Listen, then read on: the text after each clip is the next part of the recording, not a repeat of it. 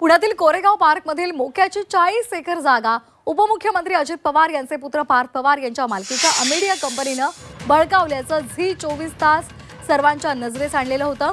विकास खारगे यांच्या अध्यक्षतेमध्ये नेमलेल्या वरिष्ठ समितीच्या बैठकीमध्ये यावर चर्चा झाली। अधिकारी आणि कर्मचाऱ्यांनी फाईल्स कशा फिरवल्या यावर चर्चा झाली। बैठकीमध्ये विभागीय आयुक्त, जमाबंदी आयुक्त आणि मुद्रांक शुल्क आयुक्त, जिल्हाधिकारी आणि राजेंद्र मुठे समिती यांच्या अहवालावर चर्चा झाली। या प्रकरणामधील जमीन खरेदीदार अमेडिया कंपनी आणि विक्री करणाऱ्या पॅरामाउंट कंपनीने राज्य सरकारची महागडी जमीन खोटी कागदपत्र सादर करून व्यवहार केल्याचं या बैठकीमध्ये पुन्हा एकदा उघडपणे दिसून आलंय।